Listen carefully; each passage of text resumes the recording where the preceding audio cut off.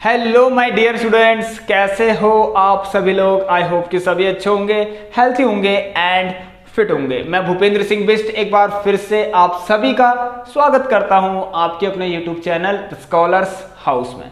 Students चलिए start करते हैं आज का लेक्चर और 4th नंबर का लेक्चर रहेगा यहाँ पर, ठीक है, जिसमें मैं आपको सबसेट पढ़ाने वाला हूँ। सभी लोग हमारी जितनी प्रीवियस क्लासेस हैं क्लास 11th की एक बार जरूर देख लें, क्योंकि अगर आप ये पढ़ रहे हैं तो एक बार उन क्लासेस को जरूर देखना, ठीक है, जो इससे पहले मैंने आपको करवा रखे हैं। क्लास 11th के 3 लेक्चर्स हो चुके हैं, ठीक है। सेट चैप्टर में पढ़ा रहा हूं, उसमें आपको मैंने सेट पढ़ा दिया है। सेट के जो रिप्रेजेंटेशंस होते हैं, सेट बिल्डर फॉर्म और रोस्टर फॉर्म, ये जो होते हैं हमारे, ये मैंने आपको अच्छे से डिफाइन कर दिया है।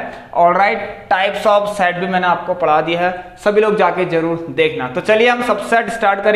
सबसेट हम पढ़ेंगे आज और इसके अंदर बहुत सारे टॉपिक हैं, जैसे कि मैं आपको बताता हूं। एक होता है हमारा प्रॉपर सबसेट, एक है प्रॉपर सबसेट, दूसरा है हमारा इम्प्रॉपर सबसेट, तो ये भी हम पढ़ेंगे। साथ ही साथ हम क्या पढ़ेंगे, सुपर सेट भी पढ़ेंगे। सुपर सेट क्या होता है, ठीक है। और फाइनली हम ये क्या करेंगे, आपका एक टॉपिक और रह जाता है इसमें, जिसका नाम है इंटरवल्स, ठीक है। इसमें बहुत छोटे छोटे टॉपिक्स हैं आपको, इसीलिए ये जो फर्स्ट चैप्टर है इसमें थोड़ा टाइम लगेगा। इसकी क्लास भी बहुत सारी क्लासेस होंगी आप लोगों की, ठीक है, कम से कम 10 या 15 क्लासेस में। मुझे ऐसा लगता है कि 10 क्लास में आपका जो है सेट चैप्टर जो है वो कंप्लीट होगा। तो सभी लोग जाके जरूर देख लें, क्योंकि डीपली पढ़ना बहुत जरूरी है इन छोटे छोटे टॉपिक्स को, ठीक है। तो चलिए सबसेट स्टार्ट करेंगे। सभी लोग एक बार शेयर कर दीजिए अपने अपने दोस्तों को, और जिन्होंने अभी तक सब्सक्राइब नहीं कर रखा है चैनल, एक बार सब्सक्राइब जरूर करें और जितना हो सके शेयर करना। अगर आप लोगों को देखिए कोई डाउट भी है तो मैंने नीचे डिस्क्रिप्शन बॉक्स में आपको लिंक्स दे रखी हैं, टेलीग्राम, इंस्टाग्राम और आप लोगों का व्हाट्सअप जो है उसमें, तो आप शेयर कर सकते हैं अपने अपने डाउट्स, जो भी आपके डाउट्स हैं रिगार्डिंग योर टॉपिक्स। तो आइए अब हम स्टार्ट करेंगे सबसेट। तो सभी लोग तैयार हो जाइए। चलिए तो स्टूडेंट देखिए यहां पर सबसेट डिफाइन करते हैं। सबसे पहले आपको बताता हूं कि क्या होता है सबसेट। अच्छा, आप लोगों को सेट के बारे में तो अब अच्छे से पता होगा जिन्होंने मुझसे पढ़ लिया। देखिए सेट क्या होते हैं, collection of well defined objects या फिर एलिमेंट्स। मतलब अगर एक आपके पास सेट है तो उसमें एलिमेंट्स जरूर होंगे, ठीक है, एलिमेंट्स वो कंटेन कर रहा होगा, ठीक है, इस बात का ध्यान देना, ठीक है। अब आपको ये भी पता है अगर कोई सेट एलिमेंट कंटेन नहीं करता तो उसको हम एम्प्टी सेट कहते हैं। चलिए ये सब तो मैंने आपको पढ़ा दिया है। तो देखिए मान लीजिए आपके पास 2 सेट है, ए और एक बी, ठीक है। अभी मैं इसके एलिमेंट्स नहीं लिख रहा हूं।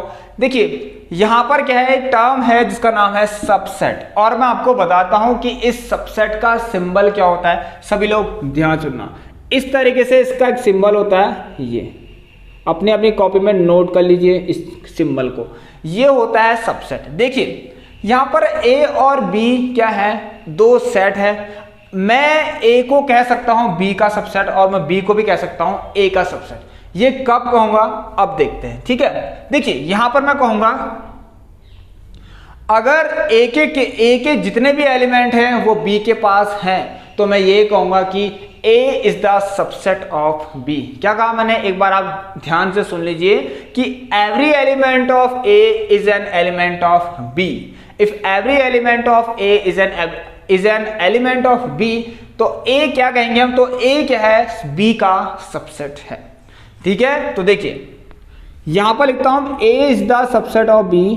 ये मैं कब कहूंगा, A is the subset of B, ये मैं तब कहूंगा जब ए के पास जितने भी एलिमेंट्स हैं, अभी मैं आपको एग्जांपल से समझाऊंगा। ए के पास जितने भी एलिमेंट हैं वो सारे एलिमेंट बी ने रख रखे अपने पास, मतलब बी ने कंटेन कर रखे अपने पास, ठीक है। तो मतलब A is the subset of B if every element, ठीक है, नॉट सिंगल, हाँ, जितने भी एलिमेंट हैं, if every element of A is an element of B, is an element of B. तो मैं जो ये मैंने लिखा है मैं इसको कैसे, देखिए इसको मैं किस तरीके से लिखूंगा। इसका एक तरीका होता है जो मैंने लिखा है कि A is the subset of B। तो अगर मैंने लिखा है कि A is the subset of B, तो मैं क्या लिखूंगा इसके बदले, इस स्टेटमेंट के बदले मैं ये लिख सकता हूं कि A क्या है, B का सबसेट है। I hope my dear student कि आपको समझ में आ गया होगा। इसका मतलब ये है कि ए के पास जो भी एलिमेंट होंगे वो बी के पास होंगे जरूर, ठीक है। मतलब ये फर्क नहीं पड़ता कि बी के पास कितने मतलब बी के पास कोई भी एलिमेंट हो, उससे कोई फर्क नहीं पड़ता, लेकिन ए के जितने एलिमेंट हैं वो बी के पास होने चाहिए। मतलब मैंने कहा अगर ए के पास दो एलिमेंट है ए कॉमा बी फॉर सपोज, ठीक है, और मैंने कह दिया बी के पास जरूर नहीं, बी के पास मैंने कह दिया ए भी है, बी भी है, सी भी है एंड डी भी है। यस, यहां पर इस केस में हम जरूर कहेंगे कि ए क्या है, बी का सबसेट है, क्योंकि देखिए ए के पास ए और बी दो एलिमेंट है जो कि बी ने अपने पास रख रखे हैं। ए के एलिमेंट बी के पास हैं। क्या बोला मैंने? ए के एलिमेंट्स, ए के एवरी एलिमेंट्स, ए के दोनों एलिमेंट्स ए और बी के पास हैं। तो हम क्या कहेंगे? A is the subset of B. यहां ध्यान सुनिए, क्या बी ए का सबसेट होगा? नहीं होगा, ठीक है। इस केस में B is not the subset of क्या? ए। तो हम देखिए यहां पर अगर कैसे पता लगेंगे, अब देखिए यहां पर अगर मैंने इस तरीके से, अगर बी की बात छोड़िए, ये तो ठीक है, चलिए फर्स्ट केस ये हो गया ए बी और इसके लिए सही हो गया। अगर मैं एक एलिमेंट और लेता हूं जो कि मैंने सी कह दिया, अब मैंने कह दिया यहां पर है ए कॉमा बी कॉमा ई, क्या सी सबसेट है इस बी का? मान लीजिए आपके पास एक सेट और है, अब मैं कहता हूं बताइए क्या सी इस बी का सबसेट है? नहीं है, क्योंकि every element of C is not an element of B. मतलब सी के पास ए बी और ई तीन एलिमेंट है। अब ये तीनों एलिमेंट्स तो यहाँ है ही नहीं, यहाँ तो दो ही एलिमेंट है। तो यस, इसके लिए हम क्या लिखेंगे? सी। देखिए ये है आपका सी, चलिए इसको डी से रिप्रेजेंट करते हैं, नहीं तो आपको सी और सबसेट एक जैसा दिखेगा। So yes, D is not the subset of B. I hope dear students ये आपको क्लियर होगा, ये बहुत अच्छी चीज है। ऐसे ही बी भी क्या है? बी भी क्या है? Is not the subset of B. देखिए नहीं है, ना ही ए का सबसेट है ना ही डी का, ठीक है, क्योंकि बी के पास तो ए बी सी डी चार एलिमेंट्स हैं, ठीक है। ये देखिए ए बी सी डी, ये एलिमेंट्स तो इनके पास है ही नहीं, ना ए के पास है ना डी के पास है। सो बी आपको पता है B is not the subset of D, और ना ही बी क्या है, किसका सबसेट ना है बताइए? ना ही बी ए का सबसेट है। आई होप स्टूडेंट्स कि आपको ये तो क्लियर होगा, ठीक है। अगर मैं आप देखिए एक और ले लेता हूं कि E इज इक्वल टू, मैंने क्या दिया फॉर सपोज, आपको बहुत से समझा रहा हूं मैं, एक एग्जांपल से समझा रहा हूं कि क्या होता है subset. A is the subset of B, क्योंकि ए के जितने एलिमेंट है वो बी ने अपने पास रख रखे, यहां देख लीजिए, ठीक है। बाकी ये मैंने आपको पढ़ा ही दिया है। अब देखिए E इज इक्वल टू, अगर मैंने कह दिया यहां पर सिर्फ बी और सी है, यस।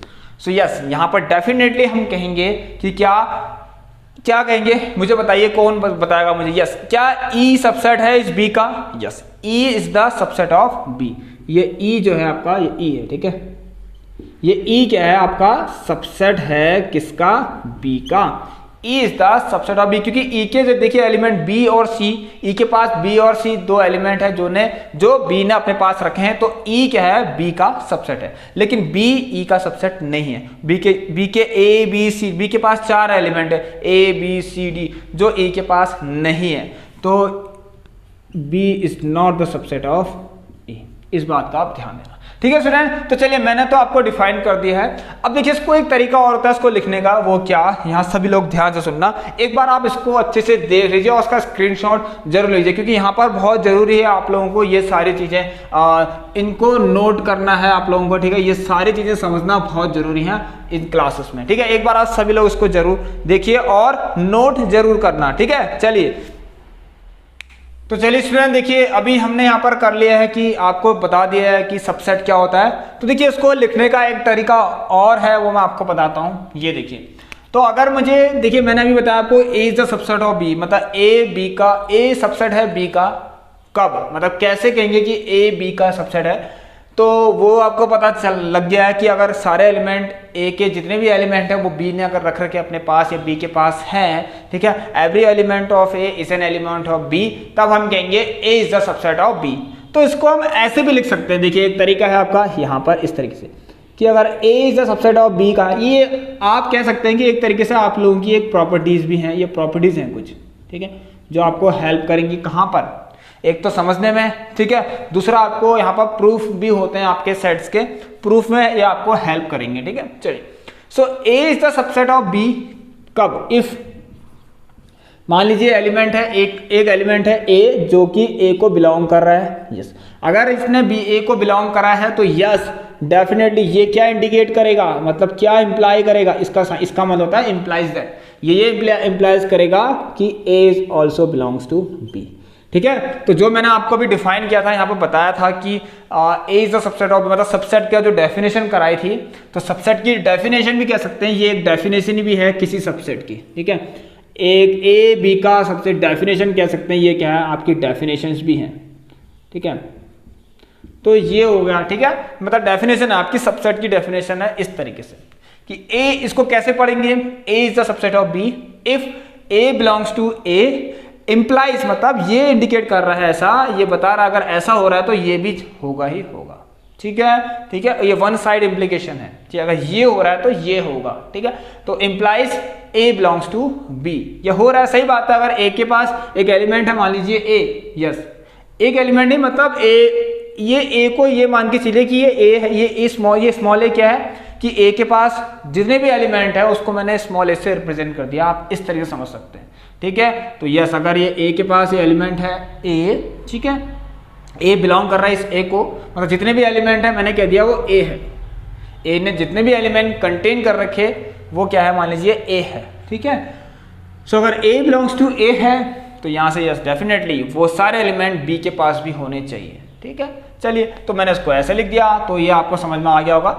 अब आप यहाँ पर क्या करते हैं, देखिए, क्या सभी लोग ध्यान सुनिए, अभी तक सबने किया, लेकिन किसी ने ये सोचा क्या कभी ऐसा हो सकता है कि A is the subset of B, तो कह दिया, तो ऐसा नहीं हो सकता कि B is also the subset of A, मतलब ये समथिंग इस तरीके से। देखिए, मैंने कह दिया अगर A is the subset of B, तो क्या ये भी तो हो सकता है कि B is also the subset of A, मतलब बी इज ऑल्सो नहीं, मतलब क्या पता कोई दो सेट ऐसे हो आपके पास कि वो इस तरीके से हो कि A is the subset of B and B is subset of A.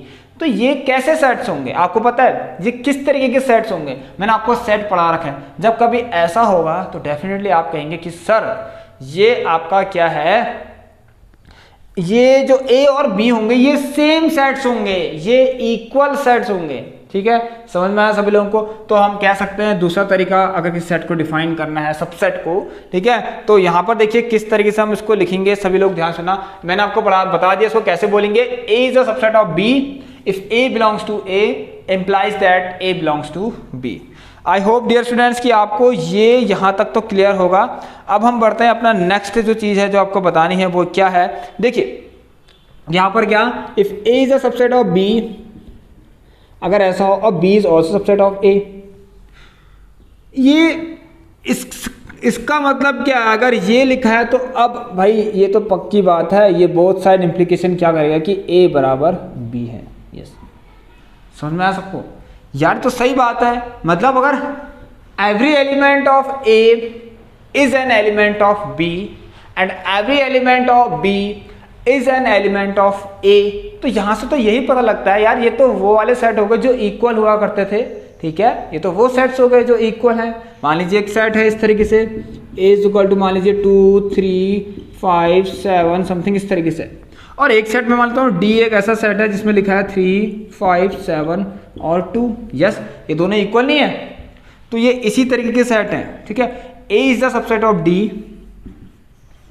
And D is the subset of A. ये देखिए, ये जो है आपका इसी को तो इंडिकेट कर रहा है। ये क्या इंडिकेट कर रहा है, ये दोनों साइड से ये बता रहा है आपको, अगर ये बता रहा है मतलब कि ए जो है बी के डी के बराबर है। ठीक है, यहाँ पर ए जो है डी के बराबर है। तो जब ए मतलब अगर कोई अगर ऐसे सेट मिल गया आपको जो इक्वल है, मतलब कोई दो सेट ऐसे मिल गए जो इक्वल है, तो उसका मतलब ये भी होगा, और अगर ये मिल गया तो उसका मतलब ये भी होगा। अगर ए बराबर बी है तो इसका मतलब definitely A is the subset of B होगा ही होगा, and B is the subset of A होना ही होना है। ठीक है, और अगर ये है आपके पास तो डेफिनेटली वो सेट्स क्या हैं, दोनों इक्वल है, तो तभी वो दोनों साइड इंप्लीकेशन कर रहा है आपको। तो ये दूसरा आपका सबसेट की डेफिनेशन इस तरीके से आप लिख सकते हैं। अगर इसको और ढंग से लिखना है दूसरी तरीके से, देखिए, ठीक है, यहां हम इसको एक तरीके से और लिख सकते हैं, क्या, इस तरीके से, ये हो गया ए इज अ सबसेट और इक्वल टू बी। इसमें आप लिख सकते हैं इस तरीके से, क्या साथ में साथ आप ये भी लिख सकते हैं एंड। यस, इससे पहले आपको एक चीज लिखनी पड़ेगी, इफ आई एफ एफ लिखना पड़ता है, जिसका मतलब होता है if and only if, if and only if. ये दूसरा तरीका है, IF है मतलब इफ एंड ओनली इफ, ठीक है, इफ एंड ओनली इफ, इसका मतलब इफ एंड ओनली इफ है। और इस तरह से लिख दिया हमने B सबसेट और इक्वल टू A, ये आपको पता होना चाहिए, बस इतना ही लिखना है। अगर आपको ये नहीं लिखना तो ये लिखना है, ठीक है। ये आपके कहीं ना कहीं प्रूफ्स में काम आते हैं, ठीक है। जब हम कहीं प्रूफ करते हैं ना सेट के, हमारे पास प्रूफ भी करने होते हैं हमें सेट को, ठीक है। तो अभी देखते हैं, अगर उनकी कुछ क्वेश्चंस होंगे तो मैं कराऊंगा आपको, लास्ट में कराऊंगा, वैसे वो क्वेश्चंस आते हैं नहीं, फिर भी कोशिश करेंगे करने की, ठीक है। ये प्रॉपर्टीज भी हैं, साथ साथ आपकी एक सबसेट की डेफिनेशन भी है, प्रॉपर डेफिनेशन, ठीक है, जिसको मैं स्टेटमेंट में न लिखना चाहूँ, अगर ऐसे लिखना चाहूँ तो हम ऐसे लिख सकते हैं। So dear students, I hope कि आपको क्लियर होगा। ये देखिए, ये है वो चीज कि A is the subset of D and D is also the subset of A। इससे ये भी पता लगता है कि A बराबर D है। चलिए स्टूडेंट्स, अब हम नेक्स्ट टॉपिक पढ़ेंगे जिसका नाम है क्या, यहां पर प्रॉपर सबसेट। आइए,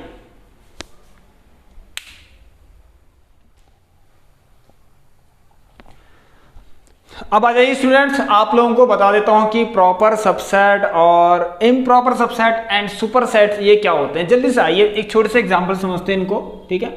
आइए, बहुत सिंपल टर्म्स हैं। हम क्या पढ़ रहे हैं यहाँ पर, प्रॉपर सबसेट, ठीक है। देखिए, अभी आपको बहुत कुछ बताऊंगा यहाँ पर। देखिए, प्रॉपर सबसेट्स क्या होते हैं। प्रॉपर सबसेट मतलब, अगर मैं इसको एग्जांपल समझाता हूँ, लेट अस टेक एग्जांपल ले लिया, जैसे कि मैंने कह दिया A। चलिए, सो A यहाँ पर है 1 2 3। मान लीजिए मैंने कह दिया एक, मतलब एक सेट है A जिसके पास क्या है, 3 एलिमेंट्स है 1 2 3, ठीक है। अब एक एलिमेंट और लेता हूँ B जिसके पास मैंने कह दिया 2 और 3 एलिमेंट्स हैं, मतलब एक सेट और है B जिसके पास 2 और 3 एलिमेंट्स है। यहाँ पर आप लोगों को अच्छे से मैंने पहले वाली क्लास में बता रखा कि अगर ये सेट आपको दिख रहा है तो यस, ये तो साफ दिख रहा है कि A B के बराबर नहीं है, क्योंकि वो सारे एलिमेंट्स है ही नहीं उसके पास, ठीक है। इन दोनों के पास ये सेम एलिमेंट्स होने चाहिए, ठीक है। यहाँ तो दिख ही नहीं रहे, तो यस, यहाँ से ये तो पक्का है क्या कि इस तरीके से यहाँ पर ये तो डेफिनेटली पता है आपको कि B is the subset of A। B तो A का सबसेट है भाई, ये तो सही है, ठीक है। A is not equal to B या फिर B is not equal to A, एक ही बात है, ठीक है। B is the subset of A, क्योंकि B के सारे एलिमेंट्स B के जो भी एलिमेंट हैं वो A के पास है, इसलिए B is the subset of A। तो इस केस में हम क्या कहेंगे कि B is the proper subset of A। और इसका जस्ट उल्टा A इज कॉल्ड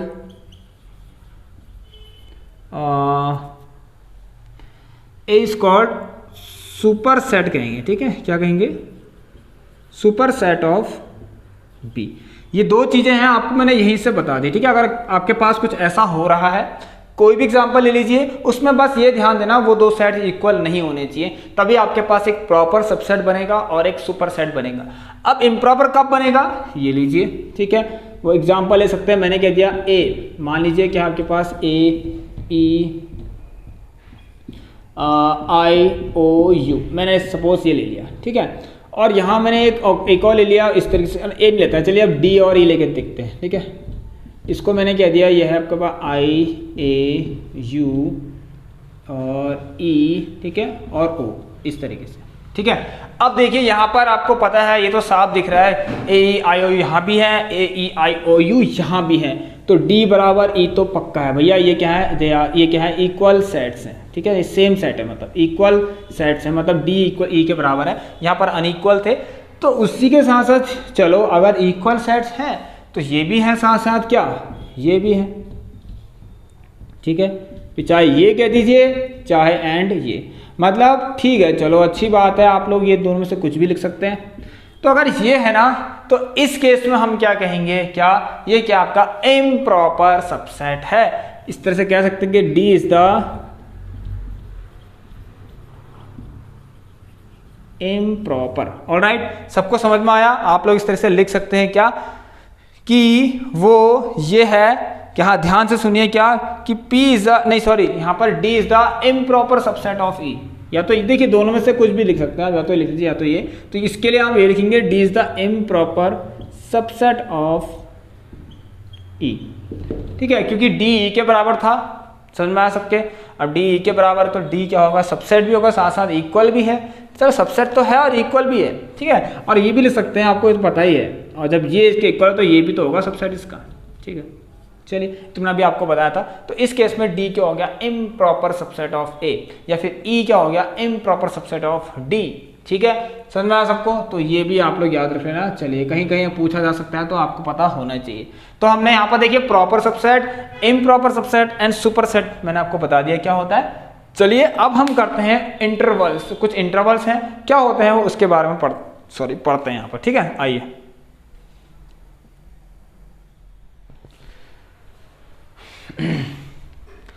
तो चलिए स्टूडेंट्स, अब हम पढ़ने वाले हैं इंटरवल्स, और ये काफी इंपॉर्टेंट टॉपिक है आप लोगों के लिए। आपके एग्जाम में पूछा जाएगा यहाँ से क्वेश्चन, और डेफिनेटली बनेगा। ठीक है, एक सेट से जो क्वेश्चन बनता है तो इंटरवल का क्वेश्चन भी बनता है। तो सभी लोग इसको जरूर नोट कर लेना और लिख लेना एंड समझ लेना। ठीक है, सबसेट मैंने बता दिया आपको, पावर जो आपका सुपर सेट होता है वो भी मैंने आपको बता दिया है, प्रॉपर सबसेट, इम्प्रॉपर सबसेट, ये सारी चीजें मैंने आपको बता रखी है। एक बार आप देख लें जरूर इसको। ठीक है, चलिए तो अब हम पढ़ेंगे इंटरवल्स, और इंटरवल्स में सबसे पहले मैं आपको बता दूं क्या होता है क्लोज इंटरवल क्या होता है। ठीक है, आइए देखिए स्टूडेंट, इसको समझेंगे अभी हम क्लोज्ड इंटरवल्स। ठीक है, इंटरवल्स पढ़ रहे हैं, शायद आपने ये वर्ड कहीं सुना होगा। ठीक है, कहीं ना कहीं यहाँ पे वर्ड सुना होगा। इंटरवल्स क्या होते हैं, यहाँ देखिए सबसे पहले मैं आपको बताऊं, इसका अगर ये सेट थ्योरी हम पढ़ रहे हैं, मतलब सेट हम जब पढ़ रहे हैं, तो इसमें जब इंटरवल्स टॉपिक आएगा आपका तो कहीं ना कहीं उसका कुछ सिंबल ऐसा ही होगा। ठीक है, देखिए ये क्लोज इंटरवल है। ठीक है, क्लोज इंटरवल का सिंबल इस तरीके से होता है।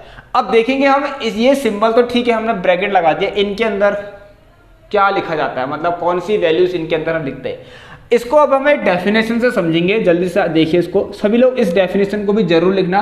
मान लीजिए ए और बी, देखिए यहां ध्यान सुनना, लेट ए एंड बी, मान लीजिए कोई दो क्या है गिवन रियल नंबर्स हैं जो हमें दिए होंगे क्वेश्चन में। ठीक है, A and B two given real numbers. अब देखिए अगर रियल नंबर्स दिए हैं तो इनकी क्या शर्त है, ये किस तरीके से, अच्छा बता दूं आपको, ये इनके अंदर होते हैं। अभी मैं आपको लिख के दिखाऊंगा यहाँ पर, let A and B two given real numbers. अब इनकी कुछ शर्तें हैं कि ये किस तरीके से होंगे, यहाँ पर देखते हैं। ठीक है, कोई दो गिवन रियल नंबर्स हैं सच दैट, यस ये कहना चाहिए, कहता है कि मैं ए हमेशा जो है वो बी से छोटा ही रहेगा। ठीक है, A is less than B. ठीक है, अब यहां पर से क्या होता है डियर स्टूडेंट, देखिए सेट है तो सेट तो सब में तैयार होगा, मतलब यहां भी एक सेट तैयार होगा आपका। अब देखिए वो क्या क्या कैसे लिखेंगे हम इसको, then the set of all real numbers. देखिए रियल नंबर पता है ना, चाहे रेशनल हो चाहे इरेशनल हो, वो क्या होते हैं, रियल नंबर्स ही होते हैं। ठीक है, फिर चाहे नेचुरल नंबर हो, इवन नंबर्स हो, इंटीजर्स हो, कुछ भी हो, सब आपके क्या है, रियल नंबर्स हैं। ये आपको बहुत अच्छे से पता होगा। Then the set of all real numbers, then the set of all real numbers. एक काम करता हूं, देखिए सारे the set of all real numbers का जो सेट है उसको मैं एक्स से डिनोट कर देता हूं। ठीक है, सच दैट, अब ये भी कह रहा है लो सच दैट, इस तरीके से कि सच दैट ये एक्स भी इस तरीके से होगा। पढ़ क्या रहे हैं यहाँ पर हम, क्लोज इंटरवल पढ़ रहे हैं। ठीक है, इस क्लोज इंटरवल के लिए ये सब होना बहुत जरूरी है। यहां ध्यान से सुनिए, x is greater than equal to a and less than equal to b। समझ में आया सबको? मतलब अगर एक सेट तैयार होगा रियल नंबर का, अगर एक रियल नंबर का सेट तैयार होगा तो उसमें a एंड b दोनों ही इंक्लूड होंगे। ठीक है, इस बात का आप ध्यान देना। Here a and b both are included. यहां तक सबको समझ में आ गया होगा। ठीक है, here a and b both are included. देखिए तो हम इसको and it is denoted as, इस तरीके से डिनोटेड बाय, ये दो ब्रैकेट लगाते हैं ना क्लोज्ड ब्रैकेट, कैसे, इसलिए क्लोज इंटरवल्स हैं ये लोग। ठीक है, अब इनके अंदर क्या आएंगे, तो कोई भी दो रियल नंबर आप लोग लिख लीजिए। अब देखिए ये अगर लिखा है, अब आपके पास क्या आएगा ना, जब एक्सरसाइज 1.3 आप लोग देखेंगे या आप कोई भी क्वेश्चन फेस करेंगे तो आपको क्या कहा होगा, एक इंटरवल दिया होगा, कहा होगा इसको सेट बिल्डर फॉर्म में लिख कर दिखाइए, इसको सेट बिल्डर फॉर्म में लिखकर दिखाइए। तो मैं इसको लिख देता हूं, देखिए किस तरह लिखेंगे। मुझे पता है यहां पर जो भी एक रियल नंबर का सेट बनेगा जिसमें ए और बी बोथ इंक्लूड होंगे, दोनों ही इंक्लूड होंगे। पता है आपको क्यों इंक्लूड हो रहे दोनों, ये दोनों क्यों इंक्लूड हो रहे हैं, क्योंकि इनके आगे क्लोज्ड ब्रैकेट का साइन लगा हुआ है। ठीक है, इसलिए ए और बी दोनों ही इंक्लूड हो रहे हैं। तो आप क्या लिखेंगे, सेट ऑफ ऑल एक्स देखिए इसको लिखने के तो बहुत तरीके हैं, ये कहीं ना कहीं ऐसा भी लिखा हो सकता है डायरेक्ट, ठीक है, फिर आपके पास ये लिख दिया होगा यहाँ पर। तो चलिए अच्छा ये इस तरीके, सबसेट नहीं सॉरी, हाँ इस तरीके से, ठीक है, set of all x belongs to R. मैं आपके लिए इसको इस तरह से लिखना चाहता हूँ, the set of all x such that x belongs to R, ठीक है, set of all x such that x belongs to R, और यहाँ मैं लिख दूंगा कुछ इस तरीके से, ठीक है। इसके हम क्वेश्चंस करेंगे और हम करेंगे नेक्स्ट क्लास में एक्सरसाइज 1.3 में। अभी आप इसको समझ लीजिए और ध्यान रखना कि क्लोज इंटरवल लिखा है, इसका मतलब क्या है, इसमें ए एंड बी जो है आपके वो दोनों ही क्या होंगे, इंक्लूडेड होंगे, एक्सक्लूडेड नहीं होंगे, मतलब ए एंड बी दोनों ही आएंगे इसके अंदर। अब आपके पास देखिए बहुत सारी चीजें होती है। अब मैं आपको एक चीज और बताता हूँ, देखिए हम और अच्छे से पढ़ेंगे उन चीजों को भी, लेकिन मैं अभी आपको बता देता हूँ, अगर ये क्लोज इंटरवल को आपको नंबर, रियल नंबर लाइन जो होती है इसमें शो करना है, ठीक है, मान लीजिए रियल नंबर की एक लाइन है, इसको दिखाना है, ठीक है, रियल नंबर लाइन में से शो करना है, तो उसको भी एक तरीका है, उसका ध्यान से सुनना असल बहुत अच्छा है, ठीक है, मजा आने वाला है आपको। ये जो नई चीज आप देख रहे हैं आप, मजा आएगा इसमें। देखिए एक लाइन बनाइए, ठीक है, यहां पर एरोस बना लीजिए इस साइड, ठीक है, आप लोग जो है पता है ना, से इंटीजर्स की लाइन बनती है उसी तरीके से एक रियल नंबर की लाइन बना लीजिए। मतलब एक लाइन बनानी है आपको बस, कुछ नहीं, ठीक है, रियल नंबर तो कुछ भी हो सकता है ना, कितनी भी वैल्यूज आ सकती है उसके अंदर, ठीक है, इस सेट के अकॉर्डिंग कितनी भी वैल्यूज आ सकती है इसके अंदर, ठीक है।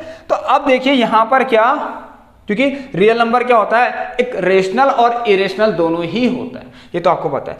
अब एक काम कीजिए, यहाँ पर सबसे, ये बहुत अच्छा टॉपिक है, यहाँ पर देखिए जो हमने दो रियल नंबर एज्यूम किए हैं ना, उनके लिए 2 पॉइंट्स बनाने हैं। क्या बनाने हैं, पॉइंट्स बनाने हैं। इसको आप ध्यान से सुनना, मैं बनाता हूँ यहाँ पर, चलिए इसी मार्कर से बनाते हैं। देखिए वो पॉइंट कुछ किस तरीके से होंगे, ध्यान से देखना। हाँ यहाँ पर एक काम करते हैं, अच्छा एक गोल बनाइए, ऐसे गोला बनाना है आपको, ये 2 गोला बनाना है ऐसे, ठीक है, यहाँ पर देखिए इनको भर देना है, ठीक है, जिनको भर दिया वो एक, देखिए जिस गोले को आपने भर दिया समझ लेना वो इंक्लूडेड है, जिस गोले को आपने भर रखा है, जिस पॉइंट को आपने भर दिया, मतलब एक रियल नंबर में वो जो वैल्यू है वो भी इंक्लूड है, ठीक है, एक रियल नंबर के सेट में ये वैल्यू भी इंक्लूड है। तो मैंने इसको भी भर दिया क्योंकि यहाँ पर ए एंड बी दोनों ही इंक्लूड थे।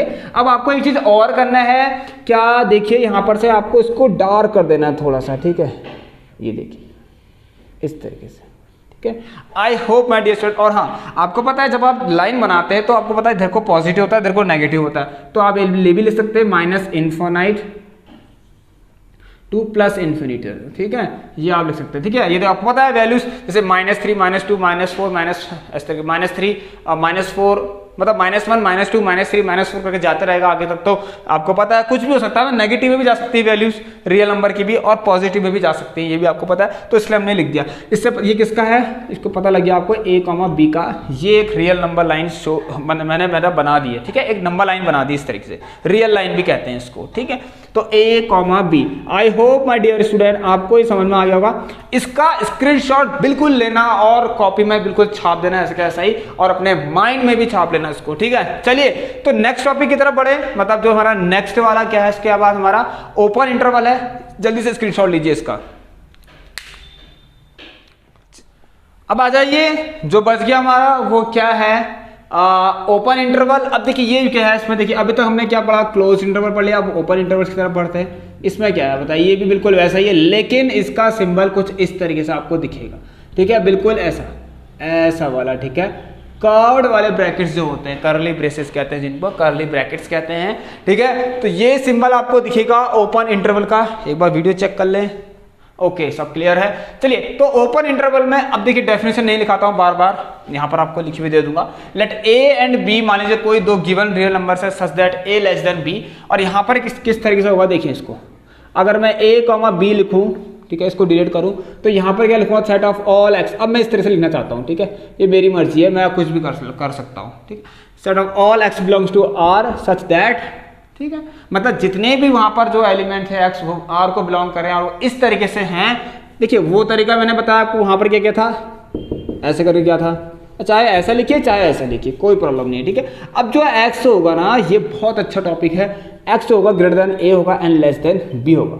होने को अभी भी ए लेस देन बी होना ही होना है, चाहे कुछ भी हो जाए, ए लेस देन बी तो हर केस में होना है कि ए बी से छोटा ही होगा, ठीक है। ये क्वेश्चन कैसे होते हैं, देखिए कुछ भी कर सकते हैं। जैसे मान लीजिए यहाँ पर -1 ले लिया और यहाँ पर मैंने 4 ले लिया इस तरीके से। अब लेकिन इन दिस केस आपको दिख रहा है, देखिए x जो है a से बड़ा है एंड b से छोटा है, मतलब यहाँ पर here a and b are excluded, ठीक है, यहाँ पर नहीं रखे जा सकते, ठीक है, a एंड b क्या होंगे, एक्सक्लूडेड होंगे, हम नहीं रख सकते a एंड b को।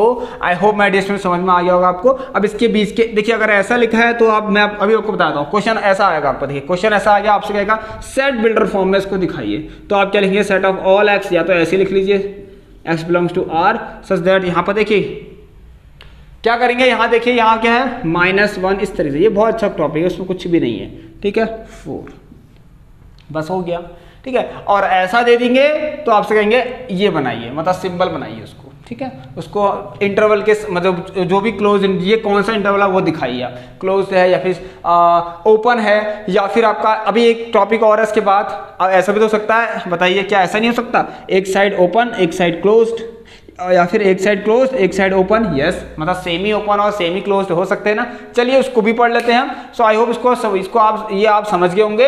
इसमें ए एंड बी क्या होंगे, एक्सक्लूडेड होंगे, ए एंड बी हम नहीं लेंगे इसमें, ठीक है, ए एंड बी हम नहीं ले सकते।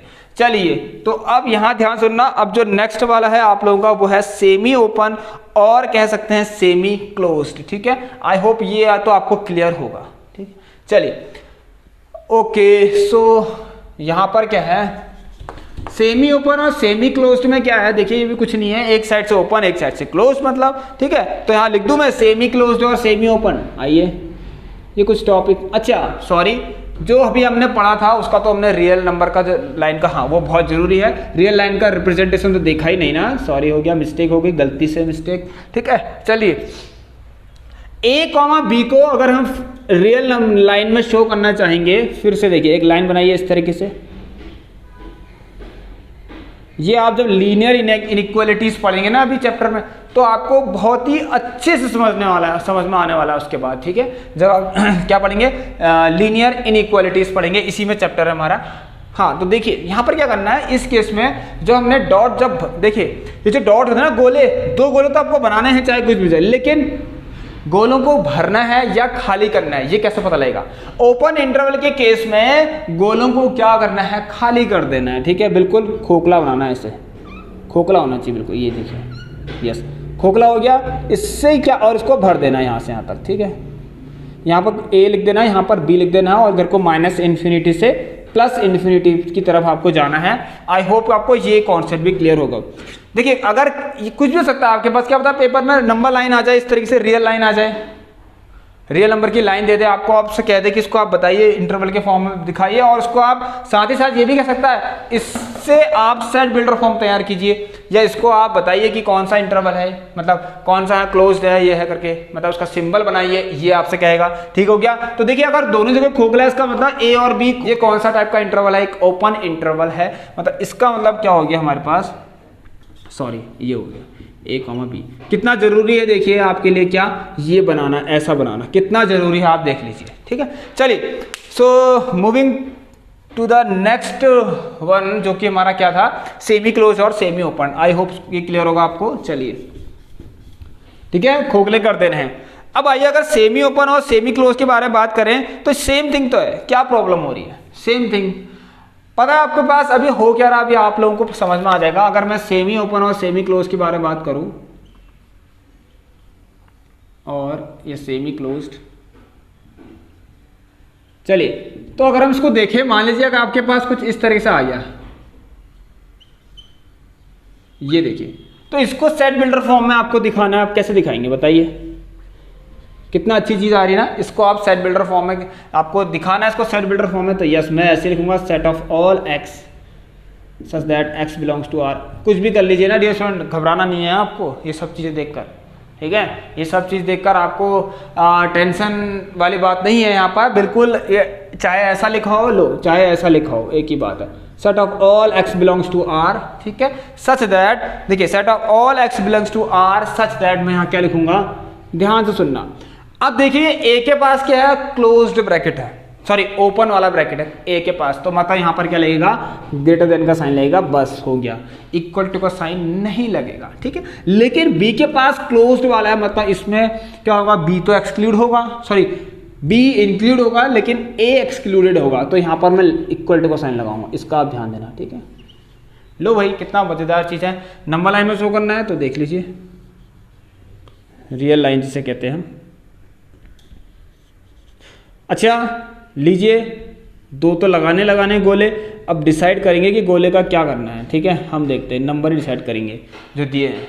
ये कह रहा है यहाँ देखिए, यहाँ की तरफ छोटी वैल्यू आएगी, मतलब ए, यहाँ की तरफ बी के पास कैसा साइन लगा है, देखिए ग्रेटर देन इक्वल टू का साइन लगा है, ठीक है। तो मतलब बी पे तो क्योंकि बी इंक्लूड होने वाला है, अगर एक सेट तैयार होगा तो उसमें बी इंक्लूड होने वाला है, ठीक है। उसमें बी इंक्लूड होने वाला, तो पहले तो आप ये बना दीजिए इस तरीके से, डार्क बना लीजिए, यहाँ पर माइनस इन्फिनिटी और प्लस इन्फिनिटी। अब आप तो बहुत अच्छे समझ में आ गया होगा आपको। ये देखिए यहाँ पर गोला बना रखा है, ठीक है, यहाँ पर उसको फिल नहीं किया, ठीक है, इनसर्कल्ड है, ये फिल नहीं कर रखा इसको मैंने, इसका मतलब यहाँ पर क्या है, ये इसको हम एक्सक्लूड करेंगे, इसको हम इंक्लूड करेंगे, इसको हम एक्सक्लूड करेंगे, इसको हम नहीं लिखेंगे, ठीक है। तो ए और ये आ गया बी, इसमें ये एक्सक्लूडेड टर्म है, ठीक है। सो माइनस इन्फिनिटी से इन्फिनिटी। सेम अगर हम देखिए सेमी क्लोज के बारे में बात करें तो आप इस तरीके से लिख सकते हैं, ये देखिए एक साइड से क्लोज्ड फिर दूसरी साइड से ओपन। इसका आप क्या लिखेंगे, वही सेट ऑफ, लो उसको मैं ऐसे लिख देता हूँ, ठीक है। ये देखिए set of all x such that x belongs to R, फिर कॉमा लगा लीजिए, ठीक है। सब एक ही चीज़ है, कुछ नहीं है, मैंने आपको जब सेट बिल्डर फॉर्म पढ़ाया था ना, सब बताया था आपको, ठीक है। सेट ऑफ ऑल एक्स, अब कंफ्यूज मत होना प्लीज़, ऐसा भी लिख सकते हैं, ऐसा भी लिख सकते हैं, कुछ भी कर लीजिए इस तरीके से। और मैं आप ये कहूँगा एक्स इज क्या, यहाँ पर क्या लगेगा, ग्रेटर देन इक्वल टू का साइन लगेगा, यहाँ लेस देन का साइन लगेगा, ठीक है। ये लीजिए, ये भी आपका क्लियर हो गया। इसकी नंबर लाइन रियल लाइन दिखानी है आपको तो आप दिखा लीजिए, कोई बड़ी बात तो नहीं है, ठीक है। यहाँ पर ऐसे करके बना लीजिए, पहले ही सोच समझ के बनाना, ठीक है। यहाँ पर देखिए ये है अब एक्सक्लूडेड, मतलब ये हम नहीं लेंगे, ये है इंक्लूडेड, तो जो इंक्लूडेड है उसके लिए डार्क कर देना, उसको बिल्कुल फिल कर देना है। क्या कहा मैंने, जो भी इंक्लूडेड है, जो भी इंक्लूडेड वैल्यू है उसको डार्क कर देना है, जो एक्सक्लूडेड वैल्यू है उसे हमें क्या करना है, खाली कर देना, खोखला कर देना, ठीक है। ये एक्सक्लूडेड है, ये ए हो गया आपका और ये बी हो गया, हमेशा ए, हर केस में यहाँ भी ए लेस देन बी होना ही चाहिए, यहाँ भी ए लेस देन बी होना ही चाहिए, ठीक है। चलिए, तो इस हिसाब से तो हमें पता लग गया, कितने सिंपल सी चीज़ें हैं, देखो है ना, कितनी सिंपल सी चीज़ें हैं, कुछ नहीं है। देखिए, तो आप क्लास 11th हो या 12th हो, क्यों सोचते हैं कि ये बहुत हार्ड है, कुछ नहीं है, आराम से पढ़ना है, इजीली पढ़ना हर चीज़ को, ठीक है। तो आइए, तो ये हो गए हमारे कुछ चीज़ें हमने पढ़ लिया है यहाँ पर। और अब हम अगली जो क्लास है उसमें तो पहले मैं आपको एक्सरसाइज 1.3 के कुछ क्वेश्चंस कराऊंगा, ठीक है। और कुछ टॉपिक अगर छूट गए हैं तो वो भी मैं आपको कराऊंगा। एक चीज़ आपको बताता हूँ, तो आपकी जो सिलेबस है उसके सिलेबस में पावर सेट नहीं है, तो पावर सेट हम यहाँ पर नहीं पढ़ने वाले। और जैसे ही हमारा एक्सरसाइज 1.3 खत्म हो जाता है, फिर आपको जो यूनिवर्सल सेट होते हैं, ऑपरेशन जो होते हैं सेट्स के, और जो वेन डायग्राम्स होते हैं वो हम करेंगे, जो कि हमारा लास्ट टॉपिक रहेगा इस चैप्टर का, ठीक है। फिर हम उसके क्वेश्चंस और जो भी एक्सरसाइज है वो करेंगे, उसके बाद नेक्स्ट चैप्टर हमारा स्टार्ट हो जाएगा जिसका नाम है रिलेशन एंड फंक्शन, ठीक है। चलिए, तो आप इसको पहले देख लीजिए अच्छे से, आई होप कि आपको ये सब क्लियर होगा, बहुत ही सिंपल टॉपिक है, एक बार अच्छे से देख लीजिए इसको।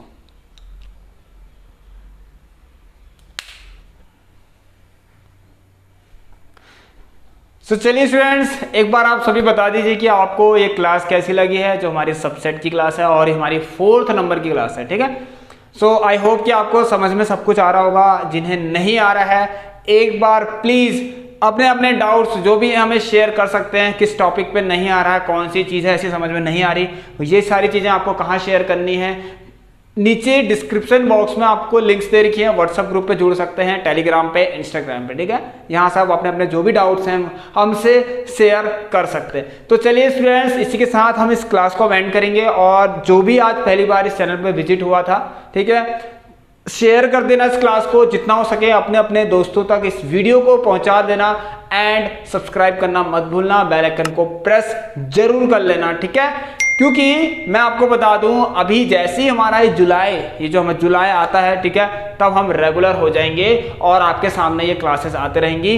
अभी आपको क्लास मिल रही है, प्लीज आप इनको जरूर देखिए जितना हो सके।